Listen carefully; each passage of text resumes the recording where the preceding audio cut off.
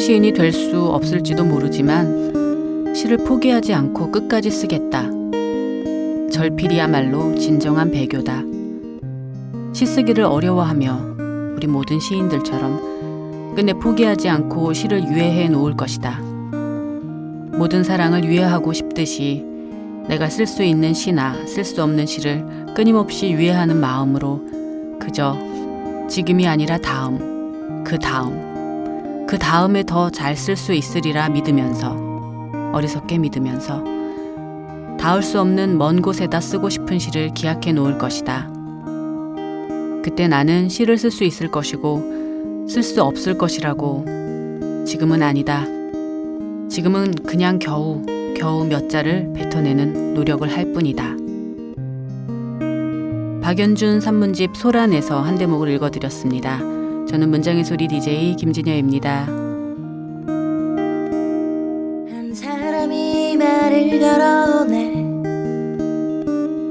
저기 내 얘기 좀 들어볼래요. 그 순간 바람이 한 줄기 불어와 책장을 넘기고 가네. 이것이 당신의 말들인가요? 참 아름다운 문장이군요. 다시 바람이 한 줄 불어오면 우리는 친구가 되네. 당신과 나는 친구가 되네. 문장의 소리. 작가의 방은 지난 시간에 이어서 편집자 특집으로 꾸며집니다. 오늘 이 자리에는 자음과 모음 인문문학팀의 편집자로 일하고 있으신 윤정기 님께서 나와 계십니다. 안녕하세요. 네, 안녕하세요. 예, 반갑습니다. 문장의 소리 청취자분들께 인사 말씀, 가을 환절기인데 인사 말씀 좀 부탁드릴게요. 네, 안녕하세요. 저는 자음과모음이라는 출판사에서 일하고 있고요. 지금 편집자로 일하고 있는 윤정기라고 합니다. 네. 에디터들 특집 또 재미있는 특집인데 글을 쓰시면서 편집 일을 하시는 분들도 꽤 되지만 본격적으로 원래 현장에는 실제로 책을 더 만들어주시는 에디터들, 전문 에디터들 중에 한 분이신 거잖아요. 그죠? 네. 그런 에디터라는 직업을 선택하시게 된 이유가 궁금하네요. 실제로 창작이나 이런 쪽에는 그 뜻을 두시고 있으셨던 건 아닌지도 궁금하고요. 네, 일단 대학에서는 교육학이랑 신문방송학을 전공을 했고요. 네. 대학원에 올라가서 이제 문화연구라는 네, 그래서 거의 이제 인문학 그러네요. 네, 혹은 인문학 쪽. 인문사회 쪽에 계열의 전공을 계속 했었는데 어쨌든 국문학이나 문예창작 쪽은 전공을 안 했고요. 그래서 인문학 쪽에 있다 보니까 이제 그런 인문학 전공자들이 선택할 수 있는 워낙 그 직업적인 폭이 좁잖아요. 네, 맞아요. 너무 유한한 것 같고 그래서 이제 대신 또 한편으로는 어쨌든 글쓰기나 읽는 거에 대한 것들을 계속 가지고 있다 보니까 어떻게 보면 필연적으로 선택을 하게 된 것 같아요. 네. 그 뭐 최근에 인문학에 대한 그 관심도 많고 대중들의 수요도 많을 텐데 바쁘시진 않으세요? 글쎄요. 이게 사실 저희가 그 대중들이 느끼기에는 인문학 그 뭐 심지어 문화센터 이런 데서도 그 인문학에 대한 소개와 함께 그 강좌에 대한 뭐 이런 관심들이 높은데 실제로 뭐 이 출판 현황이나 출판 현장에서는 인문학과 관련된 어떤 책들의 소비가 실제로 활발하게 이루어지는지도 사실 궁금하긴 해요. 왜냐하면 주로 대중들이 느끼는 거는 언론이나 그 웹이나 뭐 이런 데서 느끼는 인문학 강좌들에 대한 소개나 뭐 이런 네. 것들이잖아요. 근데 그것만 봐서는 되게 인문학의 소비가 많을 것 같은데 인문학에 대한 실제 현장에서는 어떤가요? 말씀하신 대로 약간 그런 소비의 측면이 되게 큰 것 같아요. 인문학은 저 같은 경우는 이제 그러니까 학문으로서 이론으로서의 네, 그렇죠. 네. 인문학을 계속 쭉 공부를 했던 것 같은데 지금 이제 사회적으로 소비되는 인문학은 되게 실용 같은 측면이 되게 강한 것 같고 최근에 이제 출판사들에서도 이제 나오는 책들을 보면 거의 자기 개발이나 실용에 가까운 인문학 그러니까 어떻게 하면 성공을 할 수 있냐라든지 여전히 잘 팔리나요? 그런 책들은? 그래서 저도 이제 그런 판매에 대한 것들 때문에 인문학이 조금 더 많이 관심을 갖게 되는 것 같아서 그래서 그런 관심도 물론 필요하겠지만 인문학 자체가 가진 의미는 이제 단순히 어떤 개발을 한다거나 아니면 뭐 힐링을 한다거나 이런 게 목적이 아니라고 저는 생각을 그쵸. 하거든요. 네. 예. 확실히 조금 왜곡되는 지점들이 있는 네, 것 같긴 하네요. 있는 것 그죠? 같아요. 예. 그 편집자로 일하신 지는 그럼 경력으로 치면 몇 년쯤 되신 건가요? 2014년 5월부터 제가 첫 직장인 여기를 지금 다니고 있거든요. 그래서 한 2년 그러면 지금 2년, 네, 2년쯤 네. 지났네요. 3년째 이제 근무를 하고 있으신 건데 예. 뭐 그럼 최근에 어떤 책 만들고 있으세요? 제가 이제 회사랑 어느 정도 약간 문제가 있어서 네, 그 얘기는 네. 궁금하지만 기억하기 싫으실까 봐 좀 뒤에 예. 여쭤볼게요. 네. 그래서 지금 8월 1일부터 어쨌든 네. 제도 일을 하고 있어서요. 그때 이제 복귀하자마자 지금 팀에서 그 같이 일하시는 실장님이랑 만든 책이 있어요. 네. 책이 지금 출간되었나요? 예, 이제 9월 초에 출간이 됐고요. 네. 음, 그럼 이게 첫 번째 편집자로 어, 참여하신 책이신 건가요? 아니면 그 전에 입사하신 후에 이미 만들었던 책이 있으신가 궁금하네요. 입사하자마자 이제 저는 바로 실무를 했기 때문에 네, 그때부터 계속 책을 만들었고 네. 그럼 네. 뭐 이 사건 이후에 처음 책을 다시 만드셨을 때 느낌은 어떠셨어요? 원고를 보시고. 좀 제대로 일을 할 수 없는 환경에 있다가 이제 갑자기 그런 환경이 다시 바뀌니까 이제 그런 변화에 대한 것들이 되게 좀 낯설었던 것 같아요. 그리고 좀 제가 하고 싶었던 일을 어쨌든 직업으로서 하고 싶었던 일들을 그래서 못했던 것들이 갑자기 또 이렇게 어쨌든 바쁘게. 진행이 되니까 네. 어쨌든 그런 것들 지금 좀 적응이라는 문제도 앞으로 있을 것 같고 네. 궁금해하실 것 같아요. 청취자분들이 도대체 두 사람이 지금 무슨 이야기를 하고 있나. 네, 많이 알고 있으시겠지만 최근에 이제 그 출판사와 관련해서 부당해고 사건의 어떤 그 논란이 있었고 그 사건의 주인공으로 힘든 시간을 보내셨는데 그래서 사실 기억하시기 싫으실 것 같은 생각이 저 개인적으로는 들어서 여쭤보기가 좀 죄송스럽기도 해요. 그럼에도 불구하고 궁금해하시는 이 문장의 소리 청취자분들을 위해서 일단은 그 사건이 일단락이 돼서 지금 말씀하신 대로 복직을 하셨고 책을 만들고 네. 있으신데 그 시간이 어느 정도 됐었죠? 이 부당해고 사건이 시작되고 나서 복직까지의 시간이 어느 정도 되나요? 예, 부당 전보라고 보통 네. 말을 하더라고요. 그래서 제가 일을 하다가 파주에 있는 창고로 갔기 때문에 네. 그게 이제 2015년 3월 말이거든요. 네. 그리고 올해 제가 8월에 복귀를 했으니까 그 사이 기간 동안 꽤 긴 시간이었네요. 예, 그래서 물론 이제 그 전에 회사로 복귀는 했지만 제대로 일을 할 수 없는 환경이어서 네. 예. 어떤 이유로 일단은 권고사직이라는 뭐라 그러죠? 부당한 처우를 당하셨다고 얘기를 해야 되나? 네. 그 기사를 보신 분들은 아시겠지만 잘 모르시는 분들을 위해서 좀 사건의 전말을 좀 말씀해 주시면 좋을 것 같아요. 권고사직 같은 경우는 당시에 이제 뭐 조직 개편이나 이런 문제가 있었는데 그 와중에 그동안 제 어떤 이미지나 인상 같은 게 좀 별로 안 좋으셨나 봐요. 그래서 그 이제 뭐 팀장분들도 그렇고 그래서 같이 할 팀이 없다. 그래서 권고사직을 얘기를 하셨고 그 제가 거부한 이후에 다음 날 이제 창고로 가게 되는 거죠. 그래서 계속 그거에 이제 불복을 해서 그래서 네. 이제 투쟁을 하다가 네. 그 옆에서 같이 힘이 되어 주신 분들이 많았죠. 네. 네, 옆에서 보통 그러면 이제 회사를 정말 그만두거나 뭐 이런 수순을 밟기도 할 텐데 옆에서 끝까지 불복한 회사의 어떤 명령에 불복할 수 있게 힘을 주신 분들이 있는데 가장 어떤 힘이 되는 멘트라거나 어떤 힘이 되어 주었던 사람, 에피소드 이런 것들 하나만 소개해 주세요. 그 사건 이후에 제가 이제 서울 경기 지역 출판지부라는 보통 이제 출판 노조라고 부르는 네. 단체에 이제 조합원으로 가입을 했어요. 네. 그분들이랑 계속해서 사실은 되게 오랜 시간 동안 싸움을 같이 해왔고 그래서 그분들이랑 보낸 정말 퇴근하고 막 밤 늦게까지 회의를 하고 매일매일 뭐 갑자기 고소를 당했을 때 어떻게 대처를 해야 될지 네. 같이 고민을 하고 정말 현실적인 문제들이고 네. 누구나 처할 수 있는 상황인데 네. 예, 그런 일들을 그분들이 있었기 때문에 그래도 잘 그쵸. 버티실 수 네. 있었던 것 같네요.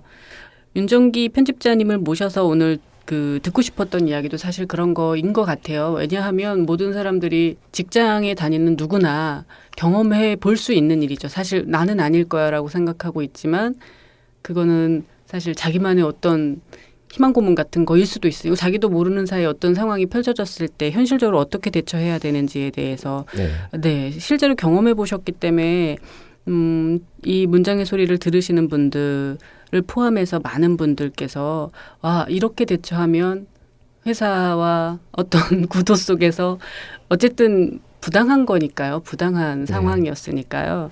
이 약자가 어떻게든 이겨낼 수 있음을 보여준 아주 뭐라 그럴까요. 좋은 선례가 되신 것 같은 생각이 드는데 일단은 잘 해결이 됐고 뭐 자음과 모음에 다시 출근을 하시게 되어서 너무 다행이고 축하드리고 감사합니다. 네. 그럼에도 불구하고 어쨌든 조금 전에도 말씀하셨지만 복직하시고 일을 하시는데 좀 낯설미 있다고 하셨는데 어떻게 극복하고 있으세요? 일단 회사가 이 일을 통해서 저는 이제 뭐 아주 많이 변화되었다거나 갑자기 뭐 180도 변했다거나 네. 이렇게 생각을 하진 않아요. 대신 말씀하셨듯이 좀 개인이 바뀌는, 그러니까 제 자신이 바뀌는 경험을 하게 된 게 되게 중요하다고 생각을 하고. 어떤 지점을 말씀하시는 거죠? 그러니까 입사 직후라고 생각하면 입사 직후보다 출판 노동의 현실이나 네. 아니면 지금 직장 문화라든지 아니면 네. 뭐 이런 여러 가지 어떤 시스템, 출판 문단이 갖고 있는 시스템이나 이런 것들에 대한 생각들이 되게 많이 변했다고 저는 생각을 하거든요.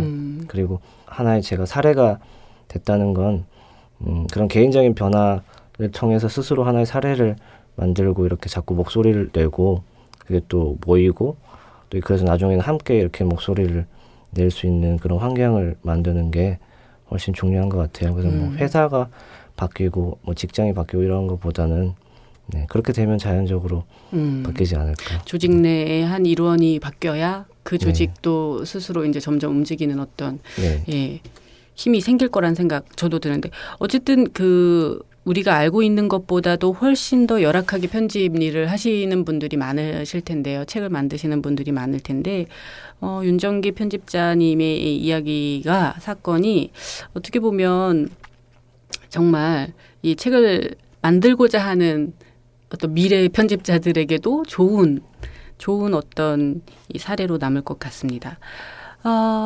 편집자라는 직업으로 오늘 모셨는데 사실 이 사건, 이 부당해고 사건과 관련해서 하나만 더 질문을 좀 드리고 싶은 게 봤어요. 저 출근하시게 된 허름한 사무실의 풍경들을 저도 검색을 통해서 찾아보게 됐는데 정말 이 마음이 참담했을 것 같다라는 생각이 들더라고요. 그건 정말 사무실이 아니더라고요.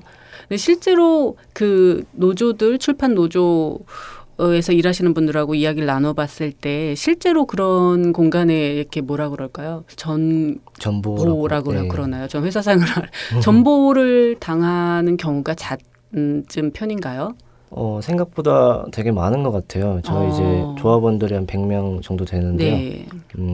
그분들이 하시는 겪었던 얘기들을 이제 이렇게 모임을 통해 듣다 보면 정말 이렇게 숨겨진 이야기들이 너무 많고 그리고 말할 수 없는 어떤 분위기나 환경에 처해 있는 분들이 너무 많이 계신 것 같아요. 그래서 근데 중요한 건 그 쓰레기 사무실이라는 그 더러움이 되게 뭐 나쁘다기보다는 사실은 제가 그 기사를 봤는데 그 기사 밑에 댓글 중에서도 그런 말이 있더라고요. 훨씬 더 열악한 환경에서 일하는 사람들도 많다. 편집자는 무슨 뭐 대단한 사람들이냐. 그래서 좀 치우고 일해라. 뭐 이런 댓글이 있어서. 그래서 저도 이제 그런 걸 보고 더러움이 문제라기보다는 직원과 아무 상의 없이 그렇죠. 거기가 이제 문제 포인트인 거죠, 사실. 그 사무실의 환경은 본인이 선택한 환경이 아니고 갑자기 예. 그 환경 속에 놓여지게 된 거잖아요. 그런 지점이 사실 제일 중요한 건데 아마 댓글 다신 분들 입장에서는 그 환경에서의 어떤 불만이나 어려움이라고 약간 이 해석의 지점이 좀 달랐을 네. 수도 있겠다는 생각이 드는데 어떻게 시간을 그 안에서 보내셨어요? 저는 거기 하루 출근했다가요. 네. 이제 사실 저도 되게 어쨌든 이 충격을 받아서 문화적 충격을 받아서 다음 날부터 휴가를 내고 이제 대응을 시작을 했어요. 네. 네. 현명하게 대처하셨네요. 저 같았으면 막 혼자 쓸고 닦고 막 눈물을 흘리면서 내 처지가 어째 이렇게 됐노 막 이러면서 나 그랬을 것 같은데 진짜 현명하시다. 주변에서 뭐 그런 도움이나 어떤 조언 없이 그냥 혼자 그렇게 결단을 내리신 거예요? 휴가를 내서 내가 뭔가 어떻게 액션을 취해야겠다. 그런 판단이 혼자 서신 거예요? 판단은 이제 그 조합원 분들하고 같이 생각을 했고요. 역시 조력자가 옆에 있어야 되는군요. 저는 제가 만약에 윤정기 씨였으면 완전 당황해서 어떻게 아무 백지 상태가 될 것 같아요. 어떤 액션도 취할 수가 없었을 것 같아요. 근데 그 아무래도 조금 더 경험이 있으신 분들의 조언이 네. 저도 굉장히 그 대처 방식을 보고 너무 똑똑하다. 나도 혹시라도 이런 일이 있으면 저렇게 대처를 해야겠다 배웠거든요. 그럼 그 이후부터는 출근을 안 하시고 그 사무실로 휴가 상태로 있으셨던 건가요? 네, 휴가 상태로 있다가 이제 언론이 만약에 다루게 되고 이게 이슈화가 되면서 회사에서 이제 사과 그쵸, 요청을 했어요. 그래서 이제 회사에서 어느 정도 휴가를 주시고 그 기간 동안 이제 교섭을 하면서 대화를 해서 문제를 해결하자 이런 식으로 얘기를 하셨고 그래서 교섭을 꽤 많이 또 진행을 하다가 힘들게 어쨌든 합의를 하게 됐고 그 나머지 기간은 제가 조금 올해 7월 나머지 기간들은 조금 쉬게 됐고요. 그래서 8월부터 다시 출근을. 네, 아무래도 회사 측에서도 그렇고 마음을 추스리시고 조금 몸도 추스리시고 이런 시간이 필요하겠죠, 당연히. 근데 이 사실 취직하시고 에디터가 딱 되시고 나서 그 진짜 3년도 안 된 시간 동안 너무 많은 일을 겪으셨네요. 네, 너무 이렇게 한 10년 이상 물리적으로 정신적으로 늙음이 진행됐을 법한. 예, 요즘 너무 많이 얼굴이 사갔다고 사람들이. 그리고 지금 되게 꽃미남의 동안 얼굴을 갖고 있으신데 감사합니다. 속이 그냥 그럼에도 불구하고 편집 일을 하시는 건 후회는 안 되고 있으세요? 뭐 사실 이런 일을 겪고 나면 나 정말 이런 일에 뒤도 돌아보지 않을 거야 이러면서 다른 어떤 직장을 이직을 하든지 아니면 뭔가 다른 선택을 할 수도 있을 것 같아요, 충분히. 근데 그럼에도 불구하고 편집 일로 다시 돌아오신 일은 편집이 갖고 있는 메리트나 매력, 나의 어떤 애정도에서 기인한 것인지 궁금하네요. 일단 편집자가 갖고 있는 장점들은 되게 이제 개인들이 생각하실 부분들이 있을 거 되게 많은 것 같아요. 근데 제가 판단하기로는 어쨌든 에디터는 네. 어떤 정치적인 의도나 그 권력이나 이런 거를 좀 경유해서 아니면 그걸 벗어나기 위해서 그 텍스트를 배열하고 조직하고 짧게 하는 사람이라고 저는 생각을 하거든요. 그래서 편집자란 직업 이름이 중요한 게 아닌 것 같고요. 저한테는 그 사람들이 하는 일이 훨씬 중요하기 때문에 그래서 사실 그런 일 자체가 갖고 있는 매력이 있어서 제가 계속 하게 되는 것 같아요. 네.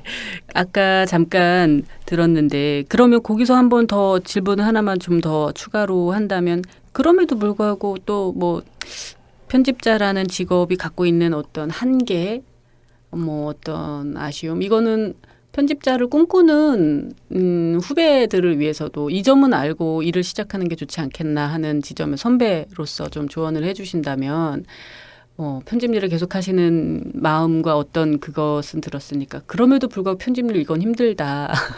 좀 어렵다. 이건 알고 와라. 뭐 이런 팁을 하나 주신다면 어떤 게 있을까요?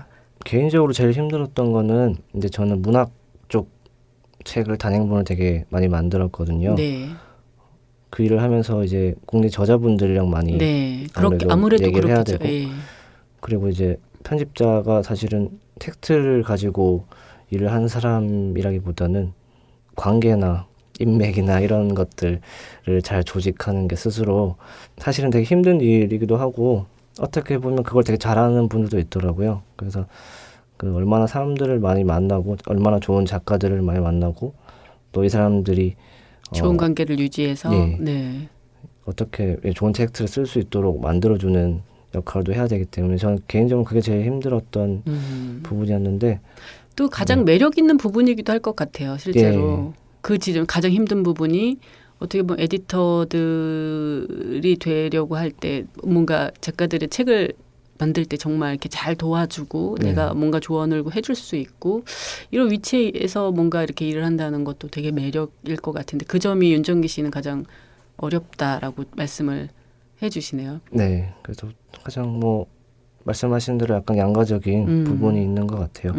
그리고 일단 이 편집자의 단점은 이렇게 직업적인 단점을 찾는 거는 사실 매우 현실적으로는 크게 이제 편집자를 지망하시는 분들한테는 사실은 크게 의미는 없는 것 같고요. 제 생각에는 그렇죠, 맞아요. 그 어떤 사람들과 일하는지, 조직 문화가 어떤지, 그리고 여기는 내가 어떻게 일을 할 수 있는 환경인지가 훨씬 더 중요한 것 같아요.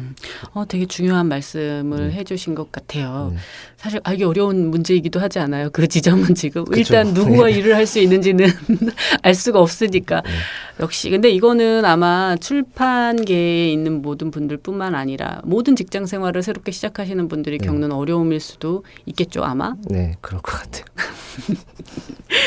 자, 오늘 문학 편집자 인문학을 담당하고 있으신 윤정기 편집자님 모시고 부당해고 사건 관련된 이 후일담과 함께 편집자에 대한 이야기들 나누고 있는데요. 인문 관련된 책을 만드신다고 하셨는데 요즘에 담당하시고 있는 책의 주제라든지 뭐 이런 것 좀 소개해 주세요. 제가 그동안 아까, 이제 인문학을 전공을 했고 그리고 이제 인문학 책을 사실 만들려고 들어왔는데 계속 문학 책만 했었어요. 그래서 문학 편집자라고 해야 맞는 것 같긴 한데 지금 이제 최근에 낸 책은 말씀드린 그 복귀해서 처음 낸 책은 이제 미스터 보쟁글스라는 책이고요. 네. 소개 좀 간단히 해주세요. 예, 그 책은 이제 문학이고 한 가족에 관한 이야기인데 약간 엄마가 점점 미쳐가는 상황에서 아빠와 이제 그 아들이 그 엄마를 어떻게 보는지 그리고 이게 소설 자체가 아이의 시선으로 계속 구성되면서 또 반대로는 아빠가 나중에 써놓은 소설 엄마에 관한 소설을 가지고 이렇게 병치돼서 계속 진행이 되는 구조인데요. 그래서 가족을 바라보는 시선 자체를 조금 더 다시 느낄 수 있게 해주는 그리고 어떤 광기라는 게 어떻게 구성되는지 아니면 광기 자체를 어떻게 우리가 바라보고 있는지 뭐 이런 문제들을 나타내주는 소설인 것 같고 지금 당장 편집하고 있는 책은 이제 프랑스 철학자 알랭 바디우라는 철학자의 책이고 지난해 11월 13일 날 벌어졌던 파리 테러에 관해서 바디우가 어떤 시위적인 그 사건에 대해서 뭔가 해석하는 철학 내용이군요. 그래서 보통 바디우는 그렇죠.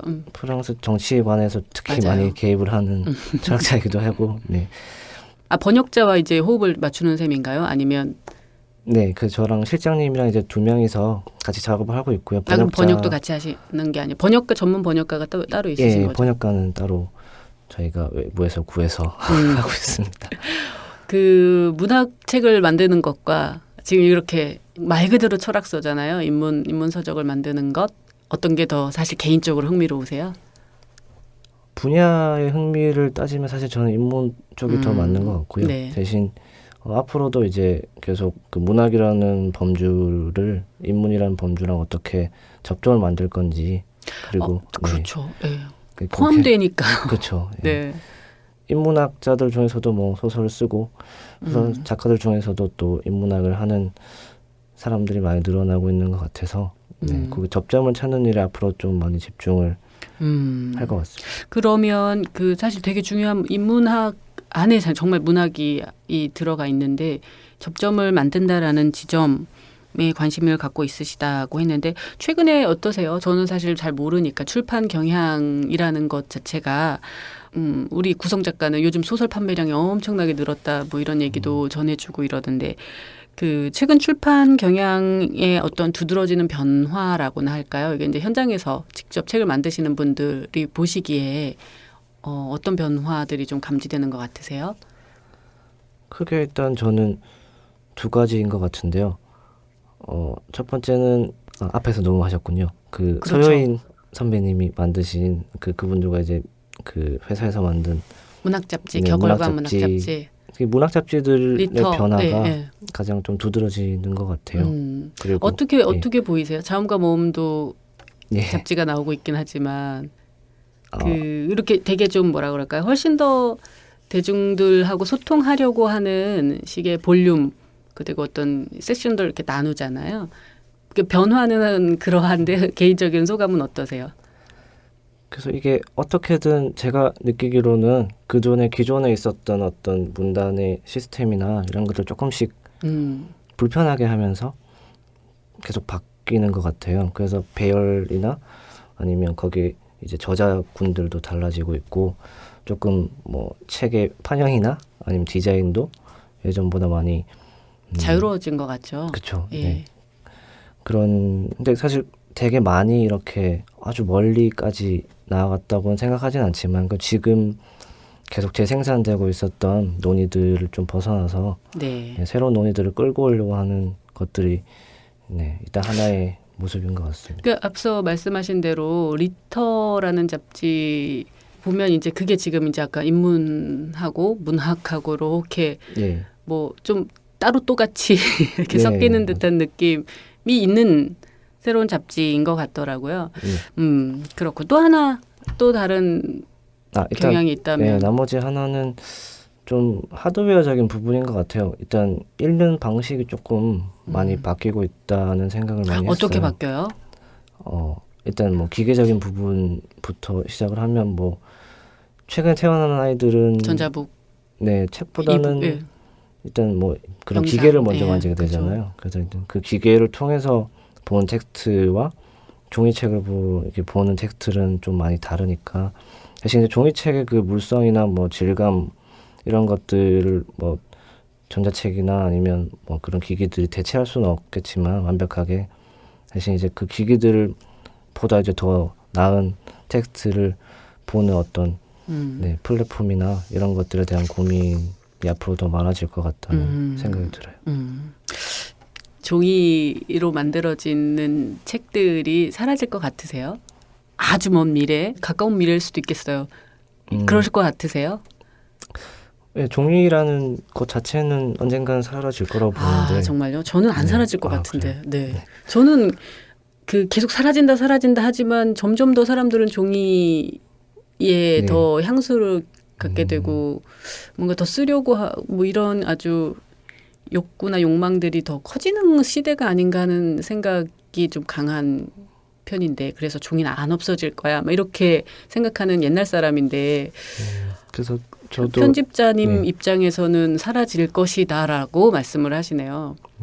그래서 아주 가까운 미래에 사라지지는 않겠지만 그러니까 최대한 좀 저는 멀리 보고 있는 편이긴 한데 그러시겠죠. 저보다 한참 더 지내셔야 되니까.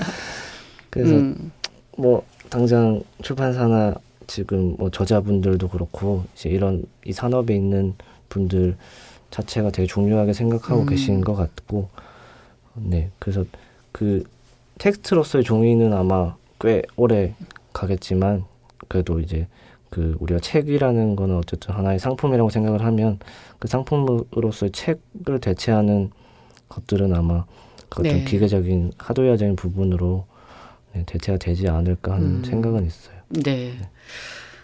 그렇군요. 윤정기 편집자님께서 이제 앞으로 이 작업하실 일이 너무나도 많이 이제 있으실 텐데 내가 편집자로 있는 동안 내가 이런 작업은 한번 꼭 해보고 싶다. 이걸 꼭 내가 어떤 출판물이든 아까 말한 대로 어떤 전자북의 형태든 어떤 방식으로든 내 결과물을 만들어내고 싶다라는 어떤 뭐 주제라고 할까 테마 같은 게 있을까요? 일단 저 자신의 기획으로 지금 계약을 해서 책을 내본 적이 한 번도 없어서요. 그래서 일단 기획을 통해서 책을 내고 싶다는 막연한 그렇죠. 근데 또 욕망을 사실 요구하고. 말하면 이루어지기도 하니까요. 네. 그리고 일단 뭐 기획은 제가 이제 지금 최근에는 계속 외국 책을 이제 번역해서 기획하는 것들만 하고 있어서 앞으로 이제 어떤 식의 일을 하게 될지는 모르겠지만 그래도 이제 출판 노동이나 문화나 이런 것들을 조금 계속 어쨌든 불편하게 하는 게 저는 바뀌는 거라고 생각을 해서 그런 걸 바꿔 나가는 기획들을 해볼 생각입니다. 네. 네. 편집자가 되신 지 이제 한 3년 차 되시는 윤정기 님을 모셔서 이야기를 나눠봤는데 정말 3년이 거의 30년 동안 경험하는 많은 일들을 경험한 젊은 에디터 모셔서 얘기 나눴는데요. 문장의 소리 청취자분들께 마지막으로 어떤 인사 말씀 좀 부탁드리면서 오늘 이 시간을 정리할까 합니다. 그동안 문장의 소리에서 정말 많은 이야기들이 많이 오간 것 같아요. 그 문학에 대한 얘기나 그리고 특히나 이제 어떻게 텍스트를 읽을 건지 아니면 어떻게 텍스트를 읽어서 보여줄 건지 아니면 보이는 거에서 읽을 건지 이런 문제들에 대한 문제 제기를 저는 많이 했다고 생각을 하거든요. 네. 그래서 앞으로도 많이 들어주시고 네, 저도 열심히 듣고 읽겠습니다. 네, 이제 그 자음과 모음 보면 이렇게 책 뒤에 출판사에서 윤정기, 편집자 윤정기 이름을 다시 한번 확인하면서 아마 청취자분들도 그런 작업, 편집자가 누구인가 이렇게 열어보는 확인 작업도 한번 해보시면 흥미로우실 것 같네요. 오늘 이렇게 갑자기 다시 차가워졌는데 찾아주셔서 감사합니다. 네, 감사합니다. 네, 고맙습니다. 네.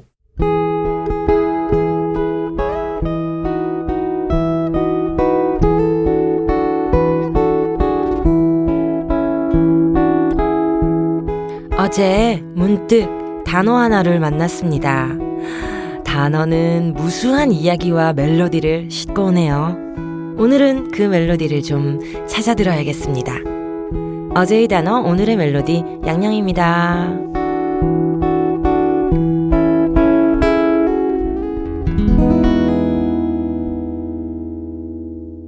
안녕하십니까? 안녕하세요. 양양입니다. 또 한 주 어떻게 잘 지내셨는지 요즘은 뭐 좋아요. 날 좋고 가을은 독서의 계절이라고 언제적 얘기 뭐 이건 사실 뭐 계속 가야 되는 이야기인 건 맞지만 가을은 독서의 계절이라는 말이 아직도 유효한 시절이 맞는지 어울리는 세상인지 고개를 한번 갸우뚱 해보게도 되네요. 가을에 독서들을 어떻게 많이 하고 계신지. 그래도 이거 들으시는 문장의 소리를 들으시는 청취자분들이라면 뭐 진짜 문학 사랑하시는 분들이어서 뭐 가을이건 봄이건 여름이건 좋은 책들 많이 함께 옆에 끼고 계실 거라고 생각합니다.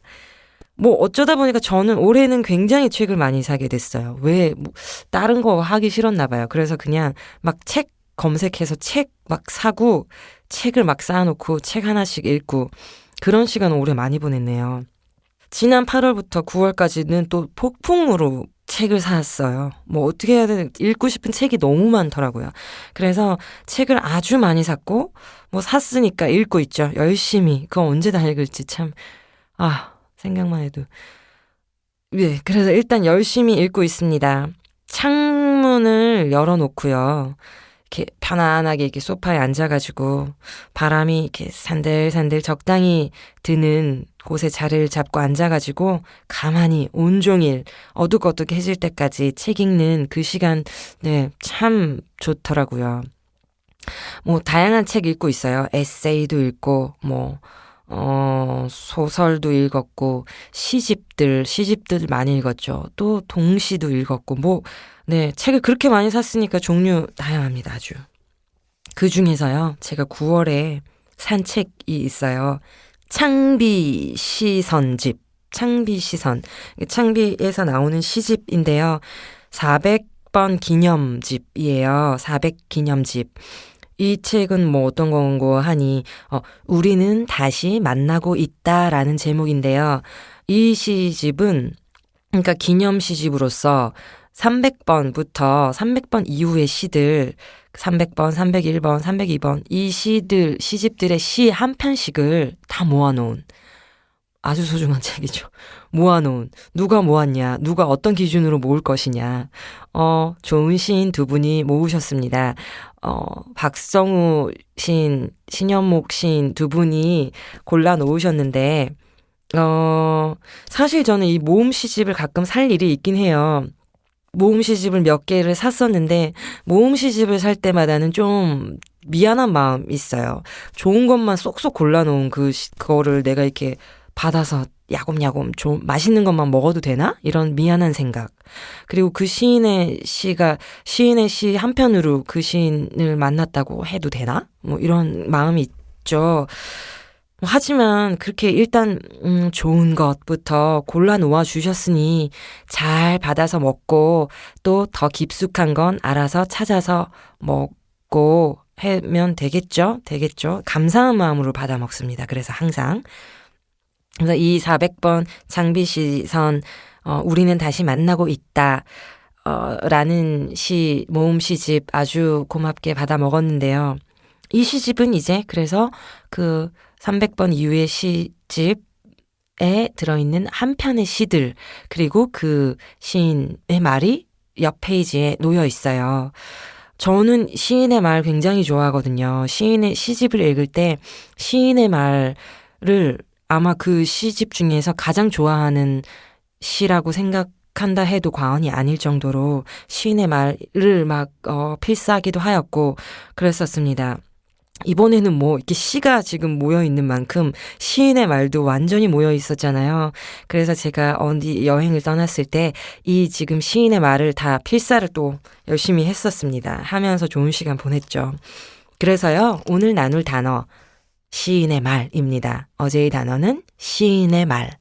시인의 말, 시집들 보면 뭐 일단 대표적으로 시집 많이 발표하는 출판사별로 보면 뭐 이 창비시선은 맨 뒷페이지 이제 모든 시들이 끝나고 그리고 어떤 뭐 평론가나 다른 작가들의 그 시 소개에 대한 글도 끝난 제일 마지막에 이 시인의 말이 들어있고요. 문학과 지성사 시집은 차례 그 이제 표지를 넘기고 이렇게 한 장 한 장 넘겼을 때 차례가 나오잖아요. 그 시집 차례 목차, 차례 전 장에 짧게 시인의 말이 나와 있고 그리고 맨 뒷표지에 길게 또 시인의 말이 들어 있습니다. 문학동네 시인선을 보면 문학동네 시인선은 책 이렇게 딱 넘겼을 때 책 날개 있잖아요. 작가 소개하는 란에 작가 소개 대신에 이 시인의 말이 들어있고 또 좀 몇 장 넘기면 차례 전에 또 그 같은 시인의 말이 한 번 더 들어있습니다. 저 시인의 말 너무 좋아해서요. 일단 시인의 말 오늘 이 이야기하면서 먼저 소개해드릴 오늘의 멜로디는요. 뭐, 우리 지금 문장의 소리 팟캐스트 방송에도 시인이 많지 않습니까? DJ 김진여 시인도 시인이고, PD를 맡고 있는 김경주 시인도 시인이고, 그래서요, 먼저 이 시인들한테 물어보고 싶더라고요. 시인의 말, 준비하면서, 이 시인들은 그 시인의 말을 쓸 시절, 그러니까 첫 시집이 나오는 시간이죠. 시인의 말을 쓰는 시간은. 그런 시간, 그 시간 동안 혹시 기억에 남는 마음속에 있었던 멜로디가 있냐고 제가 물어봤었어요. 그거 소개해드리려고. 그랬더니 우리 DJ 김진여 시인은 이런 음악 보내주었습니다. 세자리야 에보라라는 가수의 음악 있어요. 세자리야 에보라. 이 곡들이 왜 마음에 남았던고 했더니 첫 시집에 카페 아틀란티코라는 시가 있는데 이 세자리야 에보라라는 가수의 음색에 완전 빠져 있었던 적에 그 음악을 듣고 쓴 시라고 했어요. 제가 김진여 DJ 시인의 첫 시집의 시인의 말을 살펴봤는데요. 거기는 먼저 제일 위에는 뭐라고 되어 있었냐 하면 15살의 소녀로 돌아가 영원히 이 시집을 읽지 못할 아버지께 드립니다. 하고요. 빨갛고 노란 잎들 앞에서 나는 배경이 된다. 다 같이 가을. 2009년 진여. 이렇게 아주 짤막하게 시인의 말이 쓰여져 있었습니다. 그러니까 몇 년, 수년이 흐른 시간이지만 네, 지금도 그 진여가 그 첫 시인의 말을 썼을 가을 그 계절이네요. 지금 딱. 그래서요. 진여 시인이 시인의 말을 썼을 때 그리고 그 시들과 함께 했을 때 들었던 음악 세자리아 에보라 아주머니라고 해야 될 것 같아요. 아마 찾아보시면 왜 아주머니라고 할지 아실 거예요. 너무너무 푸근하고 정겹고 따뜻한 인상. 우리 얘기 아마 뱃삼에 무초, 뱃삼에 무초 이 음악으로 많이 알려주셨어요. 그래서 들어보시면 아실 텐데 저는 오늘 이 아주머니의 음악 중에서 선곡한 곡은요.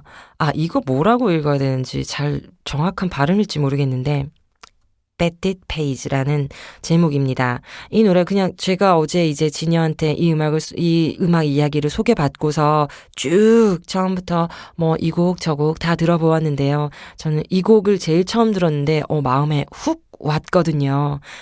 진여가 말한 다 같이 가을 느낌 나는 것 같아요. 한번 잠깐 들어볼게요.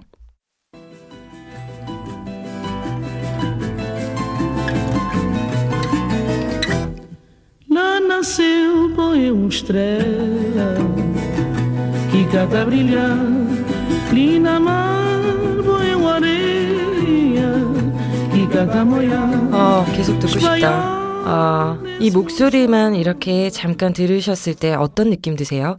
진짜 무언가 덤덤한, 무언가 초연한 사람의 느낌 들지 않으세요? 저는 그런 느낌 들었거든요. 제가 이렇게 좀 찾아보니까요.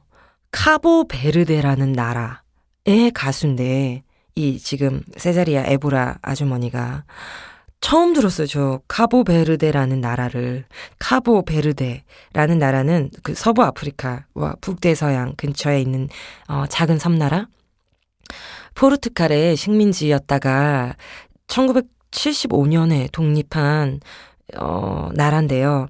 이 나라에 이제 거의 국민적인 가수인 거죠.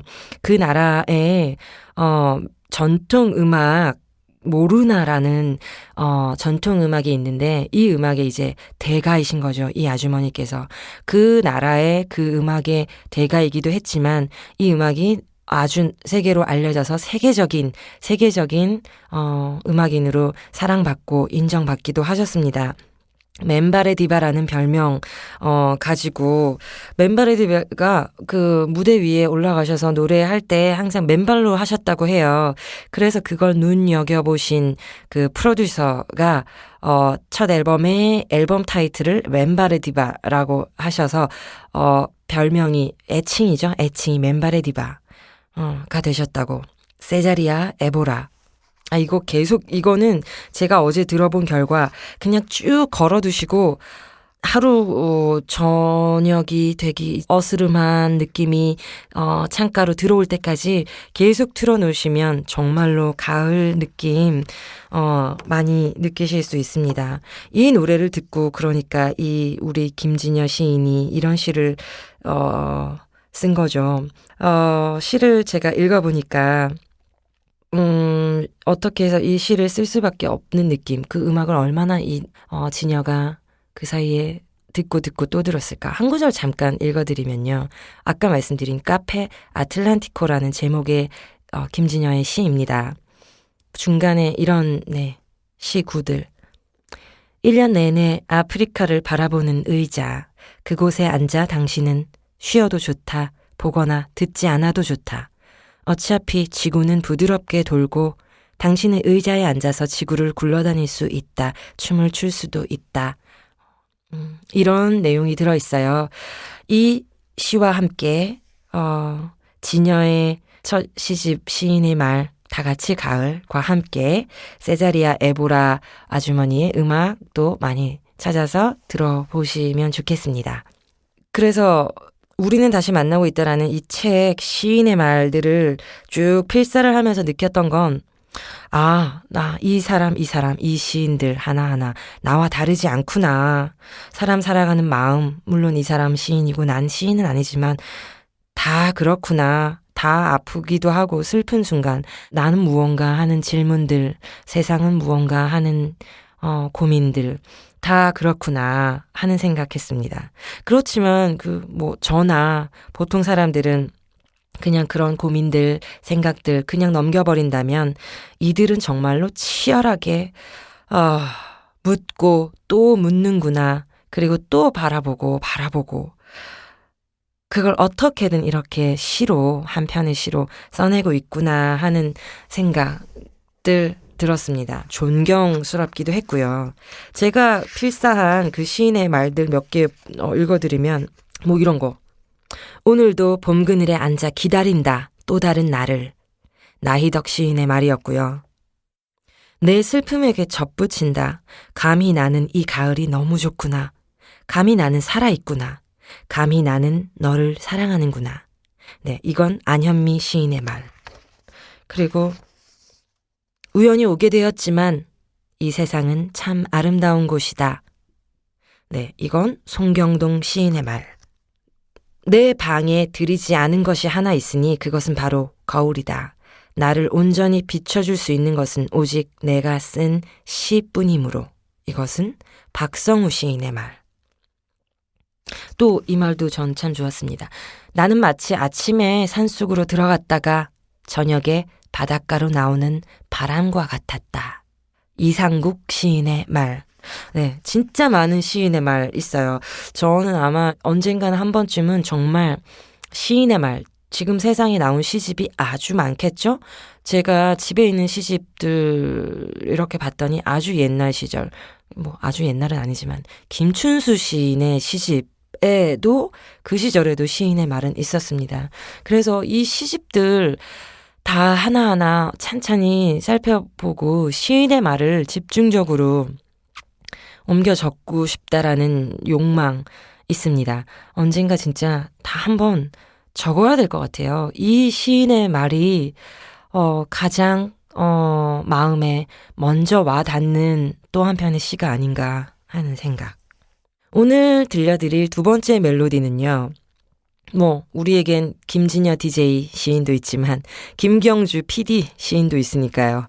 김경주 PD 시인에게 또 어떤 곡이 마음에 있느냐라고 했더니 이건 먼저 들려드려야 될 것 같아요. 의외의 선곡이라기보다 의외의 곡이 마음에 있는 곡이어서요. 일단 한번 들려드릴게요.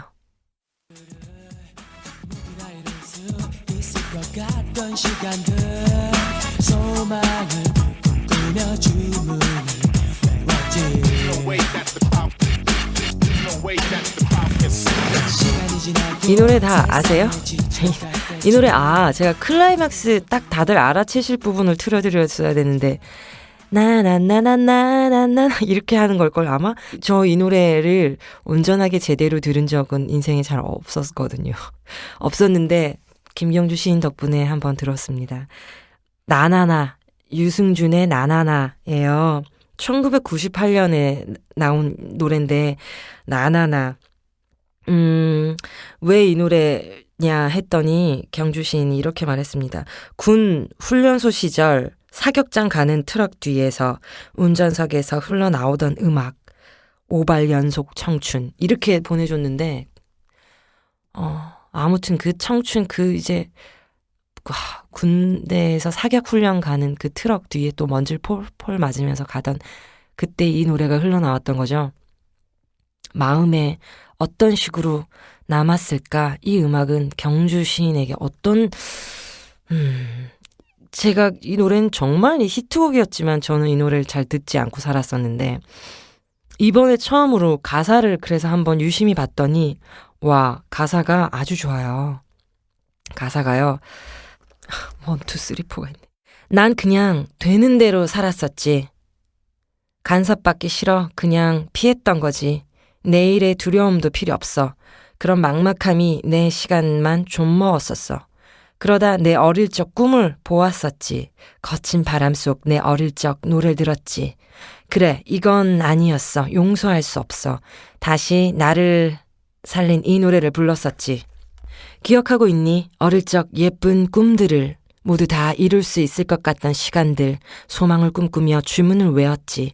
시간이 지나고 세상에 지쳐갈 때쯤 꿈은 그저 꿈일 뿐인 걸 알게 됐지만 어릴 적 주문을 아직 노래하네. 언제나 힘들고 지칠 때 날 일으켜주던 꿈이 가득한 이 노래를 했어.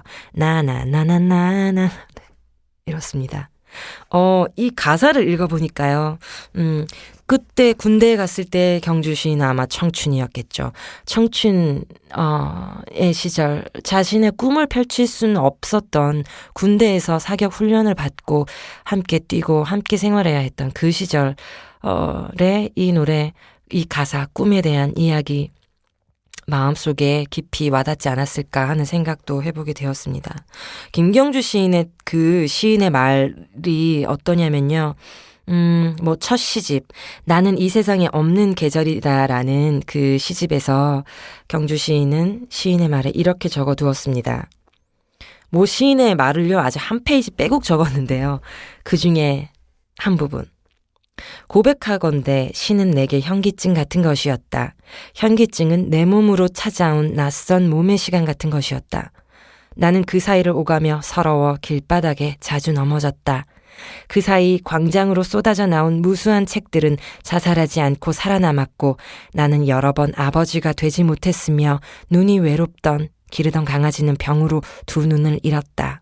한 놈은 직접 내 손으로 버리기도 했다. 이런 약간은 쓸쓸하고 무언가 깊은 푸른 이야기 첫 시집의 시인의 말로 써두었네요. 이 시집도 다시 한번 이 시인의 말을 읽고서 다시 한번 읽어보고 싶어졌습니다. 오늘 집에 가서 다시 한번 읽어야지. 오늘 이렇게 시인의 말 이야기하고 있는데요. 시인의 말을 이번에 어떤 책 400번 기념으로 나온 그 시집에 모아져 있는 시인의 말들 적기도 했지만 예전부터 시인의 말을 더 눈여겨보고 좋아하고 마음에 담고 옮겨줬고 하게 한 계기가 된 시인의 말이 있어요. 제가 처음으로 시인의 말을 필사한 시인의 말입니다. 오늘 그것을 마지막으로 좀 읽어드릴까 해요. 네, 바로 최승자 시인의 기억의 집이라는 시집에 문학과 지성서에서 나왔어요. 그래서 아까 말씀드린 것처럼 제일 앞편에 작은 시인의 말 있고요. 책 제일 가장 뒷표지에 긴 시인의 말이 있습니다. 이것을 제가 옮겨줬고 그때부터 시인의 말을 더 마음에 두게 되었습니다. 읽어드릴게요. 시를 쓴다는 것이 그 창작 행위를 하는 사람에게 어떤 구원과 희망을 줄 수 있을까? 오로지 내 자신에게만 국한시켜 말하자면 시 쓰는 것이 어떤 구원과 희망을 줄 수 있다고 믿기에는 나는 너무나 심각한 비관주의자이다. 시를 쓴다는 것이 만약에 내게 무언가 될 수 있다고 한다면 그것은 구원도 믿음도 아니고 내가 더없이 마음 편하게 놀고 먹은 것만은 아니라는 작은 위안이 될 수 있을 뿐이며 내가 해야만 했던 그러나 하지 못했던 일들에 대한 작은 변명, 목이 흐느끼는 소리만한 작은 변명이 될 수 있을 뿐이다. 시를 쓴다는 것에 대한 믿음과 환상은 애초부터 없었다 하더라도 그러나 최소한 데뷔 시기부터 전후하여 시를 쓰고 싶다는 열정만큼은 누구 못지않게 갖고 있었던 한 시인이 어쩌다 이렇게 된 것일까? 시에 대한 신앙도 믿음도 열정도 없고 시를 쓰고 나면 다시 읽어보기도 싫고 시를 쓰고 나서도 맞득지가 않고 그러면서도 결국은 뭔가 미진하고 아쉬워서 문구적 시의 자리로 되돌아오는 시인, 메마른 불로의 시인. 그런데 내가 아무것도 믿지 못하는 것처럼 보이는 것은 내게 단 한 가지 믿는 것이 있기 때문이다. 그 점에서 보자면 나는 낭만주의자일 수도 있다. 그러나 그 단 한 가지가 결코 실현될 수 없는 것임을 나는 안다. 그래서 나는 언제나 내가 믿지 않는 것들 속으로 천연덕스럽게 어기적거리며 되돌아오는 것이다. 네, 이게 최승자 시인의 시집 기억의 집이라는 시집의 시인의 말이었습니다. 저는 이것을 읽고요. 너무 이 시인의 마음을 너무나 적나라하게 들여다본 것은 아닌가 하는 생각이 들기도 했었습니다. 솔직한 시인의 마음 같은 거 말이에요. 제가 시인의 말 언젠가 다 필살이라 말씀드렸죠. 이거를 진짜 다 옮겨 적는다면 정말 소중한 정말 아름다운 시집 한 권이 되지 않을까 싶어요. 이거를 뭘 나눠 드리든지 뭐 복사를 해서 드리든지 선물로 드리든지 해야 될 것 같아요. 그렇습니다. 다음에 또 여러분들도 시집 읽을 때 시인의 말 한번 또 사랑스럽게 봐주시면 좋을 것 같아요. 오늘 이렇게 시인의 말이라는 단어로 이야기 나누었는데요. 시인의 말, 그 솔직한 자신의 시들 앞에 내세운 가장 솔직하고 꾸밈 없는 시인의 말, 그 속에서 좋은 단어, 좋은 멜로디 또 많이 만나시기를 바랍니다. 네, 좋은 가을 되시고요. 다음 주에 또 만나요. 양양이었습니다.